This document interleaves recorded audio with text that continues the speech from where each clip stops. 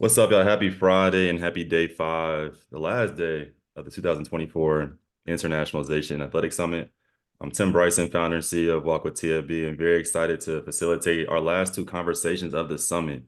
I think these two conversations in particular are timed perfectly, given not just what we talked about, but where we're headed moving forward, again, at this nexus between internationalization and sport.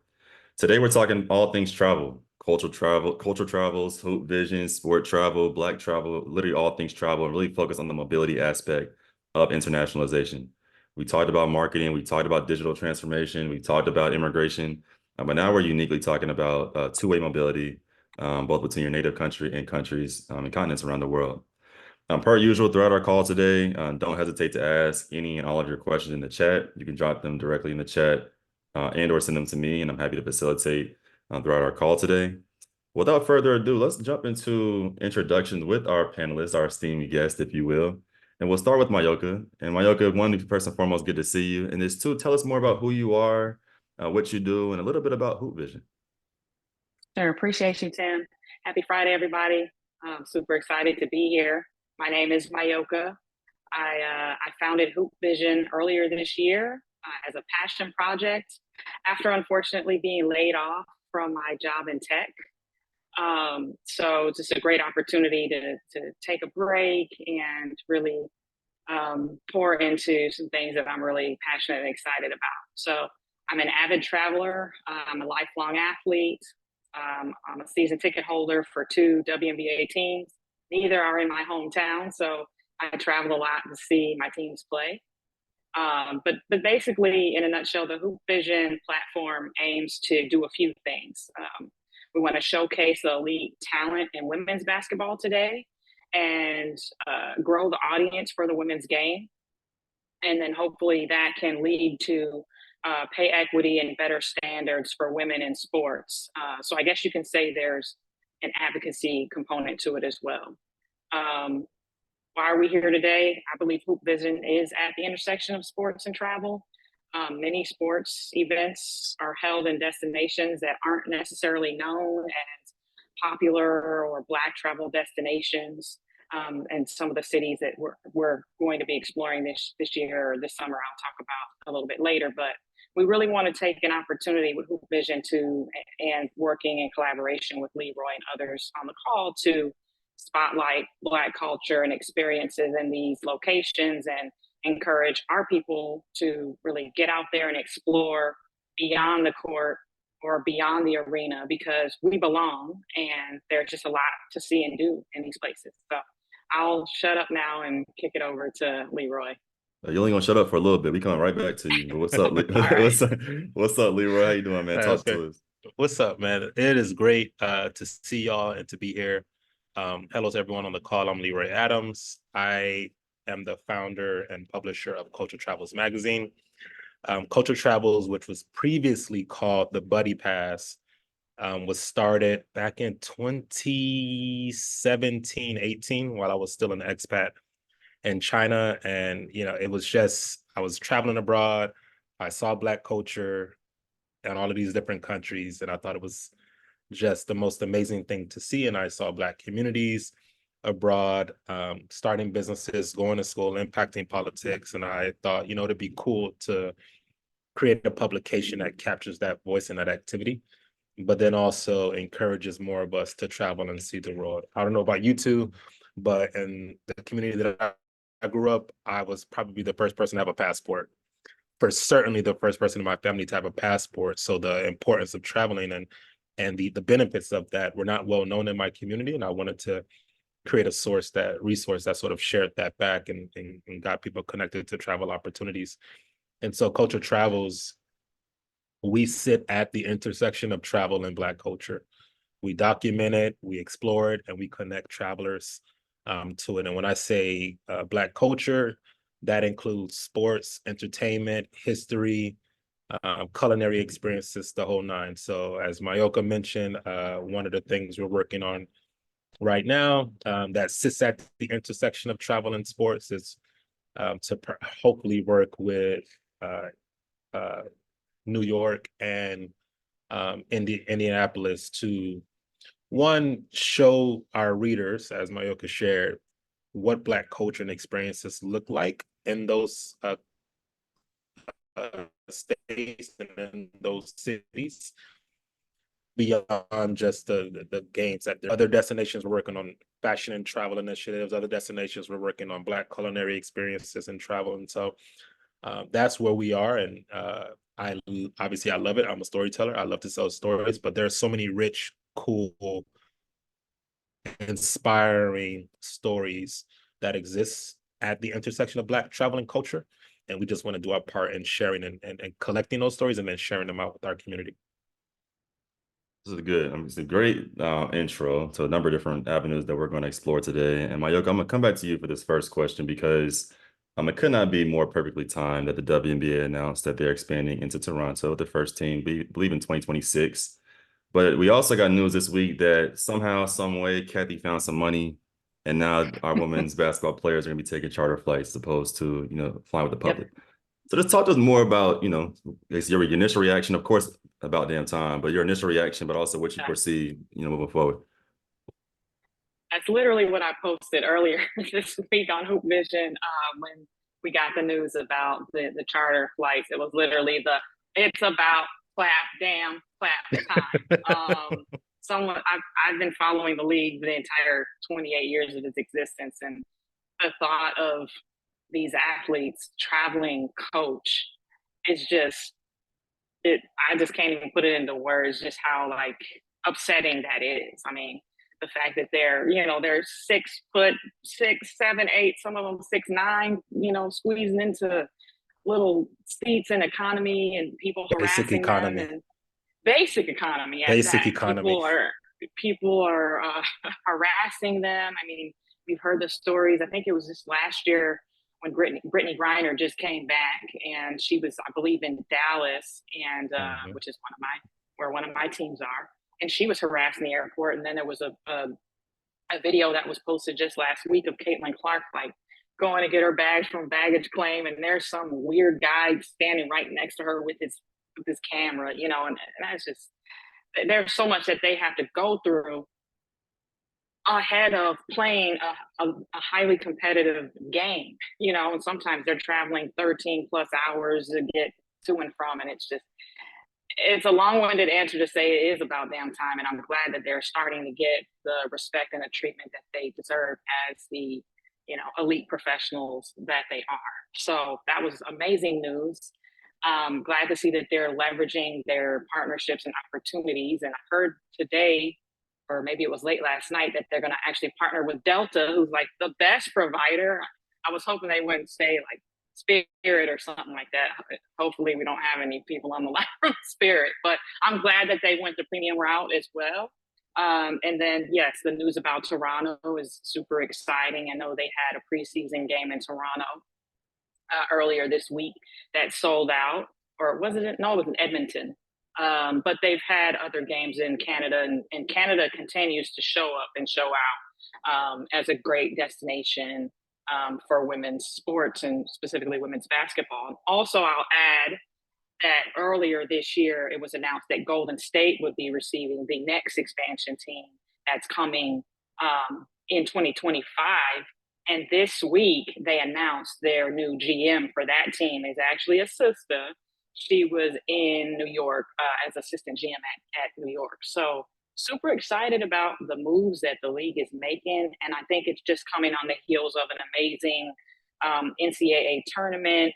A lot of people are saying it's because of the Caitlin Clark effect, but I think it's really a timing thing. Of course, she's done great things, but there's so much talent, and this whole entire class is just star-studded, that rookie class coming in. So amazing time. I think all the cities, all 12 cities that currently have teams, can be destinations. I read something the other day that said for the first time, Indianapolis is Hollywood, because a lot of folks are traveling there now to see Caitlin Clark and the Fever. So it's a really exciting time. I'm glad this is good. See, look, this is a great combo. I'm telling you, when I don't have to facilitate too much and y'all just bouncing, this is a beautiful thing. Because my next question to you, Leroy, was that we're going to talk about global travel for sure, but there's so much power in domestic travel as well. And I personally think, I'm a Midwest kid. Shout out to Cincinnati, Ohio. Indy is a slept-on city. Minneapolis. Come on now. Indy, top 15 largest city in the country, everything downtown, very walkable. But before we go to global travel, as you're talking to and presenting these proposals to local travel groups, Yeah. what are they looking for? What are you pitching? What do they get excited about? I guess talk to us more Yeah. about that process, that proposal process to these Yeah. unique cities locally. Yeah. It's an interesting thing because it's sort of twofold. It's one, pitching them on engaging the Black travel community, which historically, like most industries within the US, the travel industry is no different. It has not engaged the Black travel community, despite the fact that we're multi-billion-dollar spenders in travel. I think in 2018, Black African Americans spent $190 billion traveling. Um, every year, African American millennials spend about $50 billion traveling. And the majority of that is driven, at least the data would tell you, majority of that is driven by Black women. So there's the inflection point if you are a destination and you now have the rise of women, the increase of popularity in women's sports, not just by women, but men are also interested as well. But if you're talking about a massive consumer market that's already spending money and now is following the Angel Reeds and the Caitlin Clarks around the country to watch these games, you have a tremendous opportunity to tap into that. And at the end of the day, for us, it's about how do we keep our readers engaged on their favorite players and things like that. But for destinations, it's about money, and that's what it is. And so it's now them trying to figure out not only how do we tap into their travel desires, but also their sports fandom as well. And so pitching to New York and pitching to Indianapolis, it wasn't that, if I may speak, being honest, the pitch itself was one page. Hey, we have this person who is deeply passionate and connected to women's sports. Is a great storyteller. You all are trying to draw people to your city. How about you work with us to not only show them what she's doing at the game, but what is it to do before, during, and then after the game? What are those cultural, cultural and entertainment activities that folks can tap into as they're coming to your city to watch a game? Because now what you have with many destinations, they're trying to just extend people's stay in their cities, right? Many destinations are still struggling to come out of that pandemic phase. I was at a meeting last week with the Texas House of Representatives and Travel Texas Alliance, where they were just highlighting some of the challenges that they're facing with the travel market, specifically here in Texas. And so they're looking for new and creative ways to get people to their destinations and also have them extend their stay. So if I'm traveling for a game and the game is only one night, what can you sell me on to make me stay maybe for an entire week while I'm already in the city? And so while the pitch has not been, the proposal has not been challenging, that process hasn't been challenging. The execution of it perhaps will be like, what does that content actually look like? What are people actually connecting with and tuned in on? And that's a collaborative process between ourselves and destinations. All right, I'm gonna stay here for a second before I come back to Mayoka. And just quick note, it said 50 billion black Yeah. millennials. African American millennials spend about $50 billion a year on travel. And again, majority of that, and that's the other thing. So Black data around Black travel, both domestically and internationally, is still very much in its infancy. No one was tracking this data, was tracking our movement or anything, or our spending. This really started within the last 10 years when the Black travel movement sort of kicked off. And people that differ on when that typically, specifically, some say 2010, some will go back a bit further. But even then, no one was documenting Black travel, our spending, or our preferences, or our needs. Not until the last 5 to 7 years. So a lot of that data is still very much young, which is why I can't really tell you, okay, when we do travel for sports, what exactly are we spending our money on? What exactly are we doing? That data is still being collected and analyzed and learned from and things like that. But yes, every year, Black millennials spend about $50 billion travel. So I'm not a data analyst by no means, but I'm going to argue or assume that the reason Black millennial women travel more is because their trips actually make it out of the group chat. We gotta ours never make it out, bro. We We go have back. that designated planner in every That group chat doesn't. that is gonna make it happen. You know, We don't everybody do else, hey, it. just spend your money, show up. You know Well, what, man? That's what y'all need. That debate always comes any travel community. I mean, it's like why are Black women more? You know, opinion differ and the data's all there. Some dudes will tell you like, hey, bro, like we travel, but we don't document our travels publicly as much as Black women do. So that's one thing they'll tell you. But interesting thing, and before we move on, I think it was about 5 years ago. This question came up to me, and I was doing a bit of research on it, and I found out that Black men in their 20s don't travel because they are and not to say that Black women don't, it's just a different psychology. They are prioritizing their careers and their education. And the reason they're saying this is because no, hold on. oftentimes they say, if I don't take this, I'll get this job. Oh, Hold on. You start over. The reason they're saying this is because of what? It froze a little bit. Yeah. Are we good? Yes. Start over. Okay.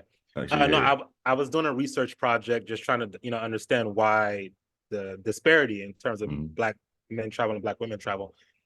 And I did some formal interviews and surveys. If you lose me again, let me know and I'll relocate myself. But the majority of young Black men in their 20s would tell me, well, I don't want to travel, one, because what is the economic benefit for me to do that? If I pass on this job right now, I don't know if I'm going to be able to get that job again in the next year. And so a lot of them would sort of delay these types of experiences so that they can make sure that they were, woefully employed and at least pursuing their education, because they literally thought I would never have this opportunity again. Whereas Black women, they're doing both. Like, why can't we, try to do both? But it's different psychology, different mindset, man. So yeah. Can I piggyback on that for a second? Yeah. Sure. Sorry, throwing a little audible here. No, I think it's a very interesting stat at 50 billion. I was like, wow, I had to write that down because that was just mind blowing. And I definitely hear what you're saying about Black men, maybe prioritizing other things ahead of travel, unlike Black women. But I would also take that a step further and say that I think we're at an interesting time still where Black men and women don't necessarily prioritize travel for sports. And that's something that I'm hoping that we can really influence. I think Black women, if we are traveling, we're prioritizing vacation travel, family vacations, and that's probably only happening once or twice a year. We know in our community there, and especially with women, that we feel sometimes it's like guilt, for traveling, for resting, for taking time out. And so we feel like we have to earn it. Like, I'm traveling because I'm going on vacation because I worked really hard all year, 2 years, whatever. And so I'm hoping that we can somehow showcase these opportunities to travel. It doesn't just have to be for vacation, or it could be your favorite sports team and a vacation. For example, I'm planning on going to Phoenix. It'll be my first time in Phoenix this summer for WNBA All-Star, but I'm going to extend it about a week and a half, and I'm going to try to hop over to Sedona and check that out because I also like to hike. So I think it's just people need permission. Like, it's okay to travel for sports, to see your team. There are other things that you can do. And people have been doing this forever, but not us. So I just wanted to add that there. That's a great point. And I even double down, like you said, on the permission to travel, and it doesn't have to look a certain way, right? It's not just about, taking that 2-week vacation or that 1-week vacation. We've always traveled for family reunions. Some Black folk travel for concerts, right? Beyonce out here earning billions of dollars with the sisters following her around the world for these concerts. Beyonce had me in St. Louis. I don't even know Right. anybody in St. Louis, but that ticket was $75. So Right. St. So Louis on my Delta points. So we business travel. The Black business travel market is insane. Like the amount of money Black folks spend on business travel annually is also well in the billions. And so to Mayoka's point, now adding let's throw sports in there and let's leverage that and then promote that as another way to travel, not just just to see your team, but like you said, as a full vacation. Okay, so look, y'all both talking about family reunion, family trips. You obviously mentioned Beyonce. But I think it's all driven around community. And quite simply put, a lot of Black people, it's my own assumption and bias. You can only go to New York, LA, Miami, Atlanta, Houston, DC, Chicago, so many times, right? There are other cities in the United States. But oftentimes, if someone wants to go to Kansas City to watch the NWSL team play, they may have to go alone. And so can either one of y'all talk about, Black travel experience, the Black solo travel? I think that's also been an increase, interest, especially for those who either can't plan a group trip or just want to go to a destination that can, like, can't find us to go with them. But I think that solo travel is definitely a part of this that can help others explore without having to get approval or permission, from others to say, yeah, we'll go to Columbia, South Carolina to watch the South Carolina women's team play. You know what I mean? Like solo travel. Talk about solo, like Black solo travel as in this Black travel, culture travels intersection. I haven't done a lot of solo travel outside of just going to, popping out real quick to a game or whatever. But as part of Hoop Vision, one of the things that I want to explore is creating communities or meetups for these different destinations. I know I went to a playoff game in Vegas last summer. Vegas is also one of my teams. They started in San Antonio, and I followed them when they went out. But anyway, when I went to Vegas, I noticed there was actually several fans that had traveled out there from New York, and I thought, wouldn't it be interesting if we had a way to bring everybody together to create meetups and things? We did it happened kind of organically, but if there was a way to kind of get on folks' radar beforehand, then I think it could just be that much more of an enjoyable experience before and after. I think there's a lot of opportunity there. Leroy may be able to speak to that a little bit more. I know I've seen a lot of content out there about solo travelers and, of a certain age or going to certain places and it being safe and feeling okay with that. But I'm not as familiar with sort of how you organize on that level. No, first of all, before I answer that, your idea around creating communities and meetups attached to these sporting events is brilliant. And it also aligns with what the NFL and the Pittsburgh Steelers were talking about yesterday on their session around just cultivating that fandom and that community around these different sporting events. In terms of the solo travel, again, most of the content that's sort of created and out there in regards to solo travel experiences does come from mostly Black women. And a lot of that has to do with safety. Sisters are just trying to prepare their family members and their friends on how to be safe to solo travel. But you have a lot of women out here, people in general, Black men do it as well, but we are out here solo traveling. And what tends to happen is, because there's so much information out there now, particularly on social media, you can go online and throw in the hashtag solo travel and a ton of content will come up, and that's how people are curating their own experiences, their own solo travel experiences. Last week, I think it was 2 weeks ago, I shared a story about, and this is not, and what's interesting about this is it's not specific to African Americans. This is Black people around the world. 2 weeks ago, I shared a quick story about a young lady in Nigeria. She's Nigerian. She was the first Black woman to drive from London down to Lagos. She went through like 17 countries. She took, Tim, I see you thinking it through. She took a ferry, bro. No, I'm putting a map up. I'm like, hold on. People was like, how did Yeah. she do that? She took a ferry. But then once she got onto the continent, Africa, she drove through like 17 countries. And she's been in the news, several news from Al Jazeera, CNN. She's been all over all of the news outlets because it was such a phenomenal feat. But one of the things she said in her interview was that not only was she excited to be able to show the world West Africa, but she was also proud to be able to show other Black women that this is a thing. We can solo travel. We should be solo traveling.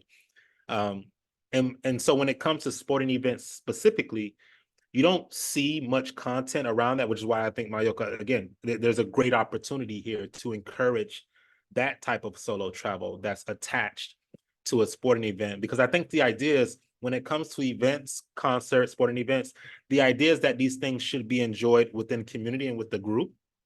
But again, to her point, even if you travel solo, you can tap into a community that's local and then go and enjoy that game together. And if that's not your vibe, you know, I've been to sporting events by myself. I think it's fine. I think there are people out there who would very much go to a basketball game or a football game by themselves. I had a friend who's from Ohio. When the Bengals was in the Super Bowl, he traveled to the Super Bowl by himself. You know, it wasn't a thing. And he tapped into a community while he was there, right? Other Bengals fans, things like that. And so I think there's a tremendous opportunity to curate, not only encourage travel, solo travel, group travel around sporting events, but then also curate those experiences as well, either independently or in collaboration with destination offices. Again, I come back to this point on permission. You know, like I you can't expect that everybody's gonna love the sport and the game and the team like you do. And after a while, you know, you get tired of trying to find people to go with you. So you got to be okay with just popping out and going by yourself, and know that once you're there, once you're at the game, even if you don't, if it's not as organized as the NFL is, where they have all their groups and stuff, even if it's a different sport or a different game, you know, we can help encourage people to know that there are going to be a lot of people there. Fans are happy, especially if their teams win, right? People want to hang out. People are very friendly. Season ticket holders are very friendly and welcoming. I remember when I was in Vegas last year, my sister was there too. She's from New York, and so she was wearing a New York jersey, and we were not sitting by each other.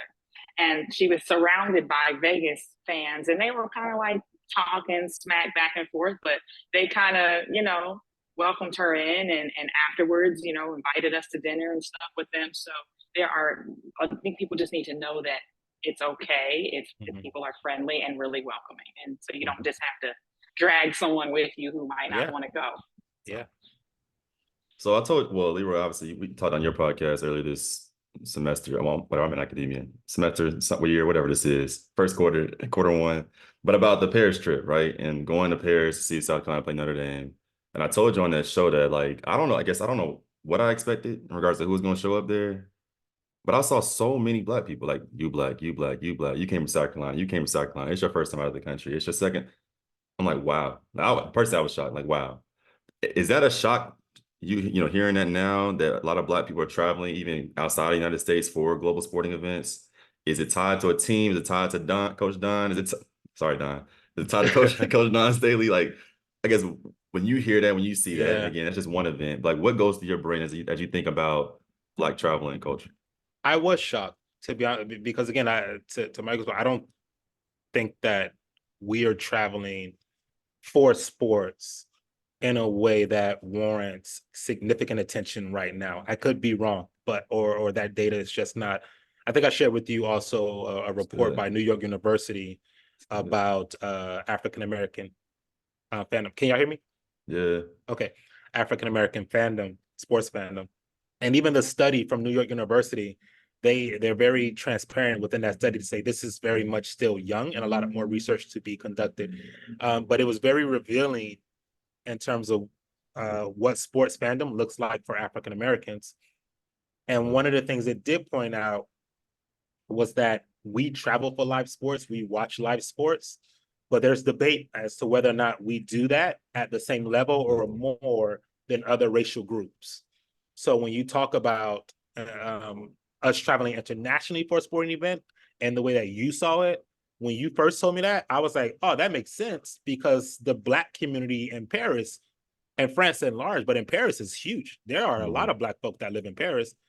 I'm shocked that they're interested in South Carolina Gamecocks, but there's a lot of Black people in Paris. But when you told me that, no, these were people from South Carolina, I'm like, oh, wow. Then that is either the power of Don.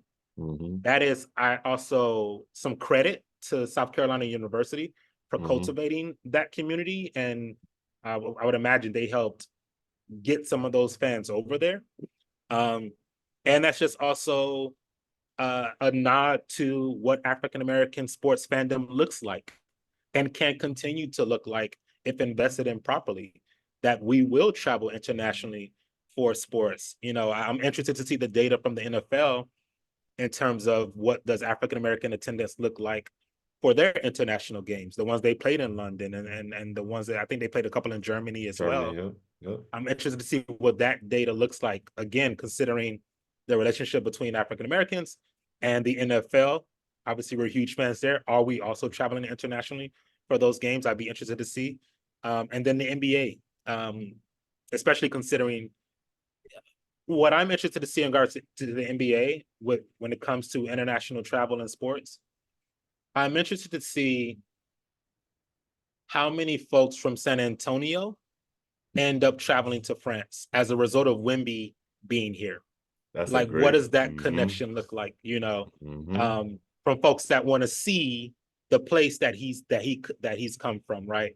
And so again, just going back to your initial question around the game, South Carolina Gamecocks, I was surprised and also not surprised, but I am excited because again, that's valid evidence that is a great opportunity to tap into that market, curating travel experiences around sporting events for Black people.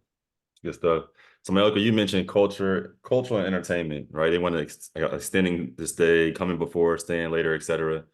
Personally, and I guess what you heard through your own community, what do people want to see or do, prior and after, these sport competitions? From my experience and from what I hear, people want to eat. They want to eat good food. They want to see where the Black people at. Where are we? Are we out here? What are we doing? Some of us who are more nerdy like me want to understand the history. Like, how do we even get there? You know, how did we get there? What was the draw? What have we been doing? And yeah, where we at? And then also, what is there fun to do? As far as not just going out to the club or drinking, but like what other experiences are there? I'm an outdoorsy person, so where can I go hike, or is there some water nearby? What is a memorable experience that I can check out while I'm there? So those are the main things. But food is always, I think, top of the list.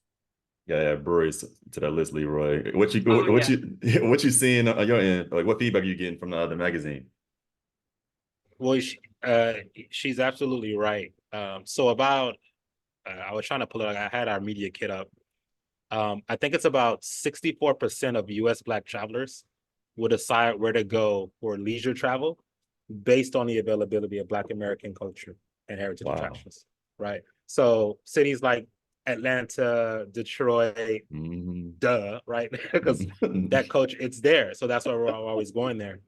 But if you are a destination like Indianapolis, where for someone who's never been there, I just think that shit just is fucking Larry Bird country. It's white folk. Right? Why would I go? Why would I want to visit there? But Leroy, now, I'm telling you, just go, just right? go. So but when I was doing my research for the pitch, I was like, oh my gosh, there is a lot of Black culture and history in Indy. I want to go there now. They call it Naptown, apparently. I just learned that. Naptown is popping, apparently. Yeah. So man, the Black Expo and everything. It's wild, bro. So to now learn that, and then to be able to share that back, because I guarantee you, because I see it all the time when I'm in these conferences. Indianapolis doesn't know that data, right? New York probably doesn't know that data. All these destinations, they know that Black people spend big with traveling, but they don't know the data and the insights behind it to further validate why they should invest or put money behind some of these. And so I'm hearing, we travel for those very things, for Black culture, for Black entertainment, for Black history. I think history travelers are one of the primary target groups here in San Antonio. Black history travelers is one of their primary target groups. And so if you are able to show the Black community, show us, hey, there is your culture, your history, and a lot of your experiences that relate to your cultural identity exists in this city, you should consider visiting. They'll go. We will go, and we will spend the money because at the core of that is just us wanting to support each other. Mm-hmm. That's really what it is. We're just wanting to true. support each other. It's true. So we mentioned obviously basketball, also American football. But what others, at least for me, is global football. Soccer, I think, is a huge opportunity that we can take advantage of, at least personally. But in y'all's opinion, outside of American football and basketball, what sports y'all looking at to be like, this could be an avenue to really help introduce Black people to either this city, this culture, especially look to LA 28. For me, I'm definitely thinking about soccer, volleyball, Volleyball. Ooh. and probably softball. Volleyball, really? Volleyball is really on the rise from what I'm seeing and what I'm hearing. There are new professional teams that are popping up. I just read something, it was yesterday or the day before, that a volleyball league has signed a deal, I believe, with ESPN to start showing some of those. Oh, look, there it is right there in the chat. So they're looking to make moves. I think just specifically for women's sports, we're having a moment and we're just trying to extend that thing. And I think it's a great opportunity for many other sports to jump on board and start renegotiating those deals and start getting more aggressive to get more eyes on their sports, because the fans are there. We just have to make it accessible. Golf comes to mind for me. Golf and tennis. That's it. I think those two sports, considering that the face of those sports, Venus and Serena, are now retired or sort of like, lack of a better, fading out, right? That popularity, but the attention that these sisters brought to the game, particularly the Black dollar that they brought to that game. Coco Gauff is there now. There's one more. Sloane Stevens and Naomi Osaka. Osaka is there now. So I do think that there's an opportunity to engage our community in those sports. And then you have golf, right? Historically, it was Tiger was the face, and Tiger was the reason that we were all going out there to watch. At least I know from the folks that I know, that was the only reason they were watching golf, was to watch Tiger. Were we actually going to the golf matches though, or were we watching on TV? Because we were watching on TV. Okay, because I think there's an opportunity to educate on, like, how can you even watch golf? Like, how do you get to pick what hole you can go and see? I mean, how does that? I think there's some education again to make it feel like it's accessible for us. Exactly, man, and I think that's the biggest thing, is that to make it feel like it's more accessible for us, because one of the reasons we have not been going is because that very reason. There's a lot of racial history, obviously, around the Masters. But Martinique Lewis, one of the most significant, prominent voices in the travel industry, particularly in the Black travel industry, she, last month, for the Masters, did a short video project about the history of Black caddies in golf, particularly with the Masters. Yep. And they were right about talking this? I saw the video, and then I did a short piece on it just to drop it in the chat. Drop it in the chat when you get a moment. Yeah, I got you. But they were talking about the history of Black caddies and what Black folk have meant to the sport of golf, the money that we brought in and the attention that we brought in, and I think because what's crazy is you have more Black people now going to the Kentucky Derby. Than to a golfing event. I don't know when we got involved in horseback riding in the Kentucky Derby, but Black folk are going to the Kentucky Derby and they are showing up in style, right? And so I'm interested, I'm curious as to why that has not happened with golf. And I think a lot of that has to do with the fact around comfortability and accessibility. Are we accepted into that space? Are we safe in that space? I think it's more of a look. I think it's more of a what do you call it? Like a fashion statement. Like no one's taking a picture at a golf match, like versus a derby, you get dressed up. Yeah, At least for me, I'm like, I want to go to Indy 500. Indy 500 is on my bucket list. And I don't know who would be comfortable bro. and or It's courageous enough to go, but I want to go. it's bro. Listen, it's you talk about the Indy 500. I've seen at least 5 creators, Black creators, over the last week talk about an F1 racing event, Got to and get I'm like, Tatiana started, yo. when Yeah. did we get into this? These sporting events, like when? But again, I guess our interests are expanding, and somebody see F1 is where it's at. I did not know Black folk were interested in that type Well, of sporting Michael event. Jordan's been he's NASCAR, been the I owner knew. for many years for NASCAR. Yeah, no, it's NASCAR. not the same, but He's been pushing like apparently, really. like to get us involved. But man, it's dope to see, and I do wonder if these different sporting industries will pivot and now try to engage the Black dollar, or if some would say like NASCAR, if they'll hold on to their boys club only type of thinking, and not even invest and really engage our community in these sporting events. So it'll be cool to see. But to answer your initial question, I think golf and tennis, because we're already there and interested, it just takes that extra push to get us and really show us what is there to do around these events besides just going to the matches and the golf courses. Yeah, it's like, I mean, US Open's like I feel like on more people bucket list now.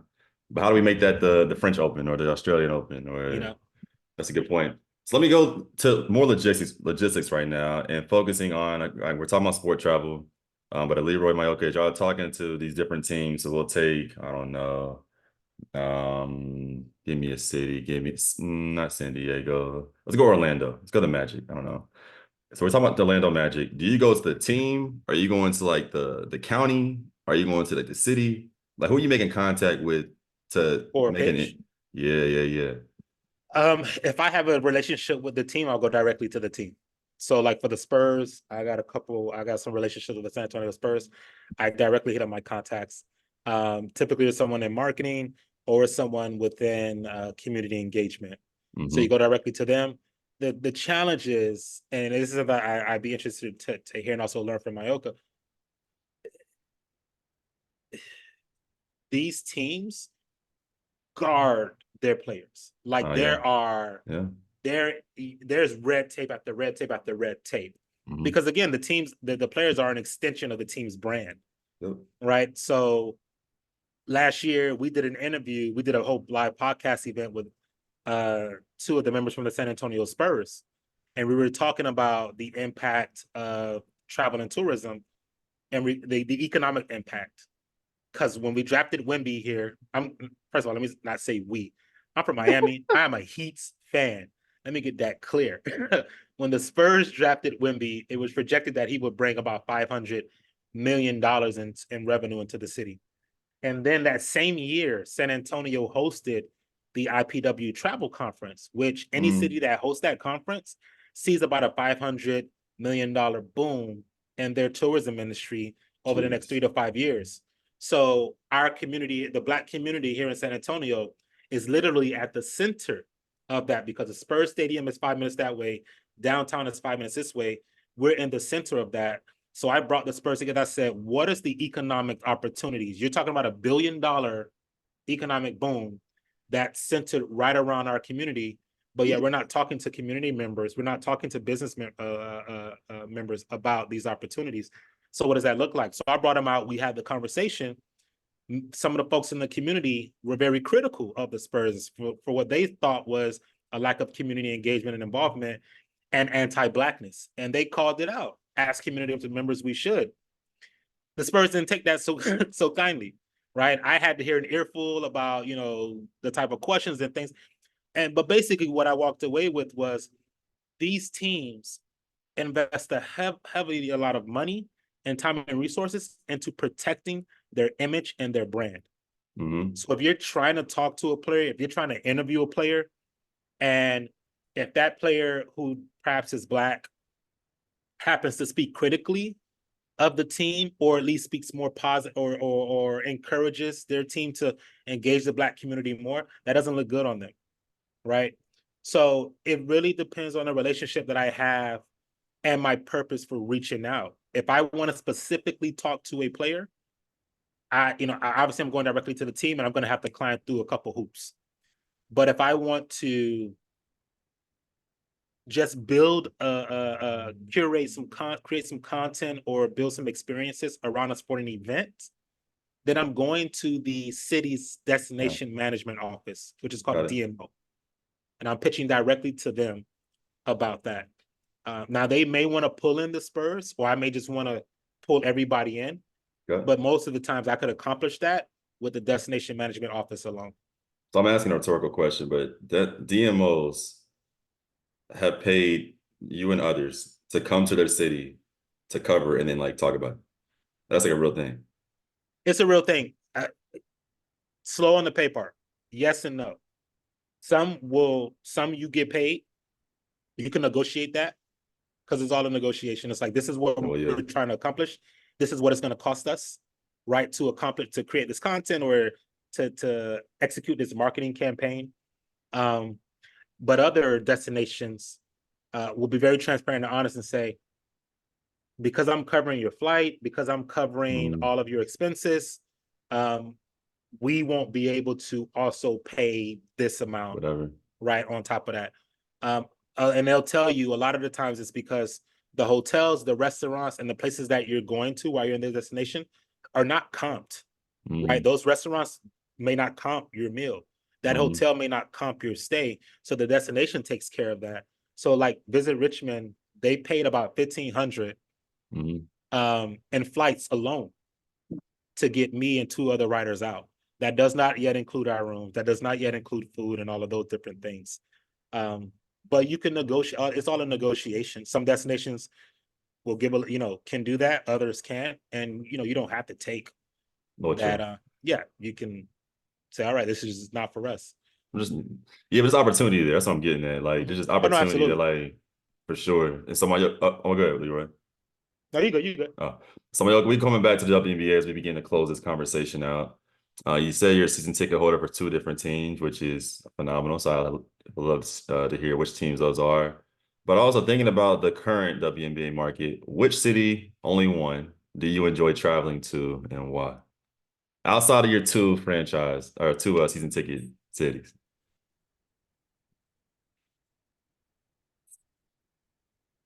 Just one. Okay. I'll have to say my hometown, Minneapolis. Can I say that? Yeah, that worked.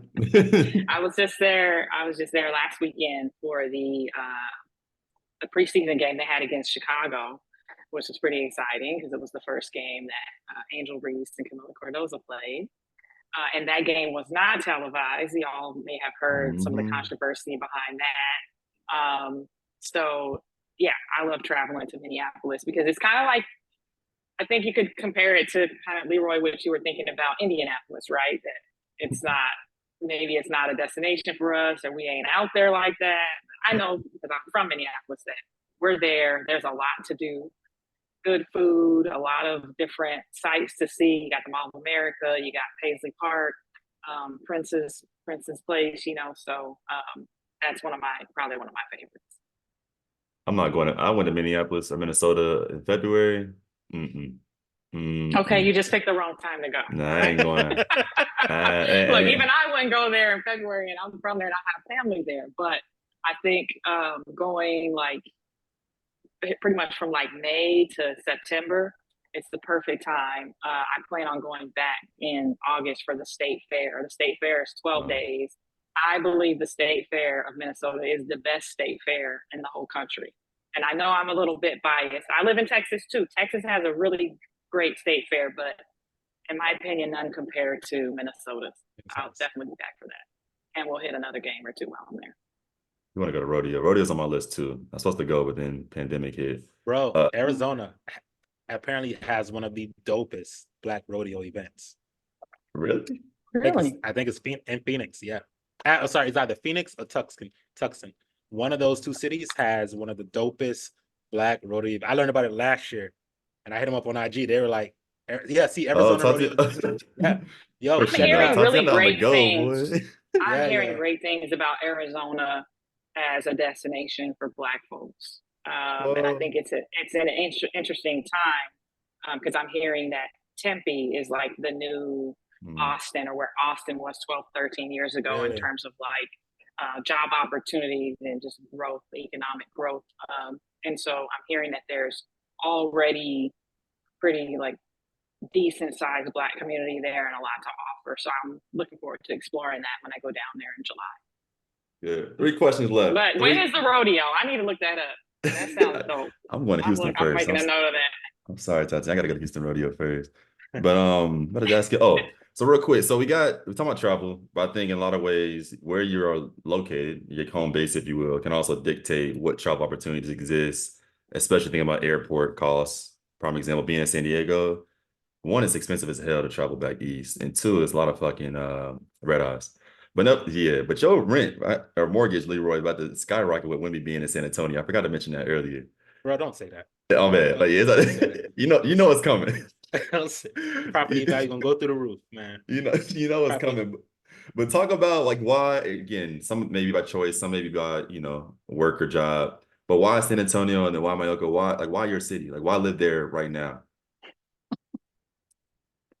I'll let Leroy go first because I think he likes San Antonio more than I like Austin. So let me it gives me a little more time to prepare my response. I promise you that is not the case, sis. I am I get asked this question all the time. So I stayed in San Antonio because I met my now fiance. That was one of the reasons I stayed. When I moved here, it was also for love. That relationship didn't work out. But by the time, bro, I hadn't started a business. I hadn't bought a house. There were roots already established. It's real. And but was it last year, I want to say. I was last year or maybe 2 years ago. I was this close to moving to London for grad school. Yeah, I was over it, bro. I was over the US. I was over San Antonio, and I was like, man, I miss being out there in the world. I love London. I just love London, man. And I was like, you know what, man, I'm just gonna go to grad school in London. It's inexpensive, other the things. And then I met my now fiance. What? And she now I'm here. So I obviously I stayed and just been building everything that I had already started. And so the property and cost of living here is still relatively low when you compare it to the rest of the country. I was able to buy a house. My fiance and I just bought a second house this week. We just closed. And so, the opportunity just to build some shit, man, and just to, create a dope life together is somewhat easier. Thank y'all. I appreciate it. Somewhat easier here in San Antonio, because the cost of things are not that expensive. That said, because of the influx of folks from California, Silicon Valley, tech, everyone like bum rushed Austin. And now that Austin is saturated, folks are just like, flowing over into San Antonio. And so the numbers are eking up, bro. Eking up, bro. So in a year or two, don't be surprised if we're back out there. I'm managing Culture Travels while I'm in Bali somewhere. Like, do not be shocked, bro. That's real. Mayokia, anything you want to share? I got a similar story.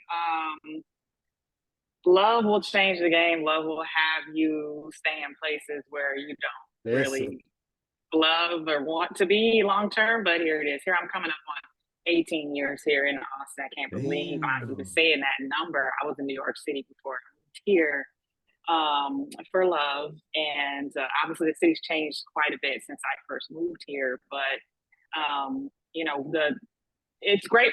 it's getting better for travel. I mean, the location being, central, part of the US makes it pretty easy, I guess, to get to really anywhere. I'm seeing more and more direct flights being added. They're expanding the airport.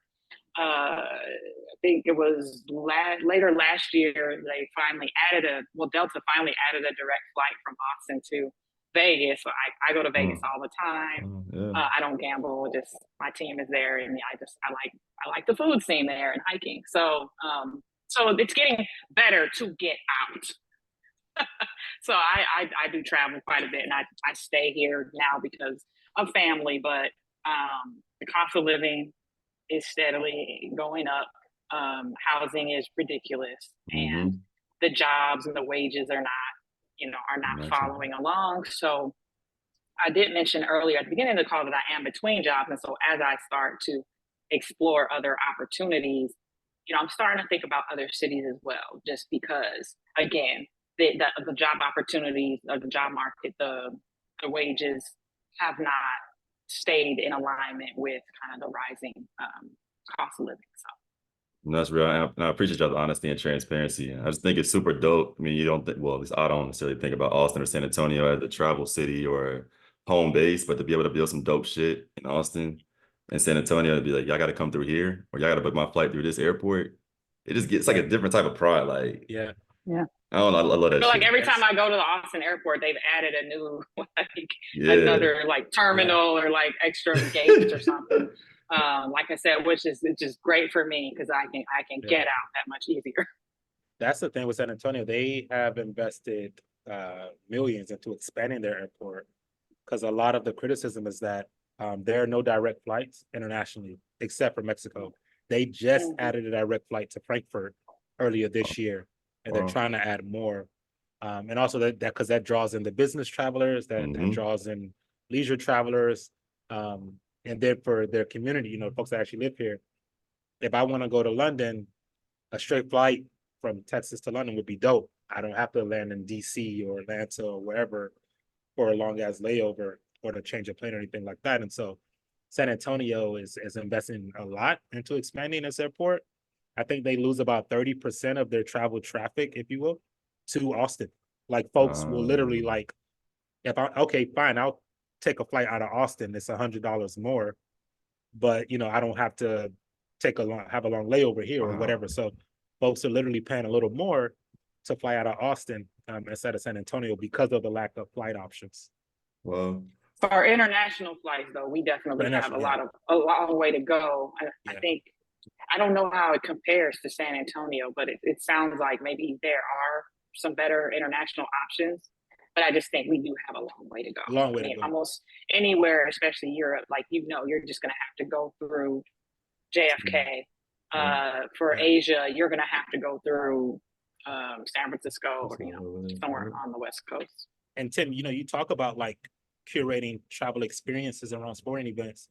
Bro, if you got a group of 20 people, how much easier is it for a direct flight to a game in London as opposed to having to do 2 and 3 different stops? On like who wants to travel that way? Nobody, and especially anybody who's curating a group trip. Give me a direct flight, bro. No, that's real. I gotta close this out, unfortunately, before I see y'all later this year at some sporting event. How can I best support y'all? How can I best support Hoop Vision? How can I best support Cultural Travels? Of course, the three of us got some, stuff in the works as well, but how can I support y'all individually and as a collective? I think supporting Hoop Vision, I think our mission is to just getting more eyes on women's basketball. So watch games, go to games, come to games with me and let's, create some content together. That would be amazing. And then the same thing, I'll be partnering with Leroy too. But I think since we're so new, it's just getting more eyes on the sport and getting more exposure for our brand and for our platform. Love that. The same. One, I think you already have some really cool stories on your platform that I'd love to share back with our community. Even like the story you had around meeting the Pittsburgh Steelers fan crazy community and that's super dope, right? And I think also, like we've already been talking about it, but I think I agree with both of you in the sense that in 2025, what does it look like to collaborate on a travel experience that's centered around or built around a sporting event, either be that here in the U.S. or abroad or what have you. I think with all of our collective network and interests that we would be able to, even if it was a small scale thing to do a tester, 5-7 people, I think we could definitely get a destination or two on board to work with us in that capacity. And so, man, just like what y'all are already doing, just the showing up and the sharing of ideas and resources and the collaboration. In my experience, that leads to something eventually. Maybe not immediately, it takes time, but it leads to something significantly great eventually. Love this, bro. And thank y'all for sharing that. Well, I'm excited for us. I mean, Yeah. the future is now. Mayoka, you keep saying y'all the beginning stages of Hoop Vision, but y'all exactly where y'all need to be right now. Man, yeah, Like listen. you good. Y'all good for real. And I look forward to working with y'all. I think I told y'all last time we need to go to Columbia, South Carolina for a game. Got to go to Columbia. Do it. It's wild. Yeah, it's wild. But for everyone else, man, thank y'all for tuning in to our second to last session of the summit. Leroy and Mayoka, again, look forward to how we collaborate moving forward, but also what y'all will do individually to help promote not just women's basketball globally, but also Black culture and travel, or Black travel through culture, Black culture through travel, all of it, all the above. One more session today. Look forward to seeing y'all this day, if not sometime in the near future. But as always, it's happening. It's here. When are you headed out to Senegal and Rwanda? What's today? 18 days. But even that shit, bro, I got to fly from San Diego to DC, DC to Netherlands, Netherlands to Rwanda, Rwanda to Senegal, Senegal back to New York. Ain't no San way. Diego, bro. San Ain't Diego no is way. hell traveling east, bro. Ain't no way. Like you might, if you're in San Diego, you might. I see why California just think California is the best state ever. Cause like it takes forever to. Yeah, it's crazy. It takes Bro, forever to get east. wow. So I'm gonna fly 25th to DC. Be in DC for like 3 days. DC, Netherlands, Rwanda. And Rwanda to Senegal is like an 8-hour flight. Yeah. Damn. Bro, But more I gotta power to go. you, It's bro. NBA Africa. It's NBA Africa. You I gotta gotta go. go. I have to go. It might be the last time I go, but I have to go at least one time. I gotta be there. Jeez. Yeah, it's gonna be tough. Yeah, bro. But I got a ticket to Fever at Sky in June. Oh yeah. Yeah, I don't know how I got that joint. Yeah, I know. I was thinking about getting up to a Chicago game too. I just got my Angel Reese jersey in the mail, so I'm ready. I got my baby blue Jordan 4s to match. Oh, Christ. So I'm already ready. Just got to pick the game.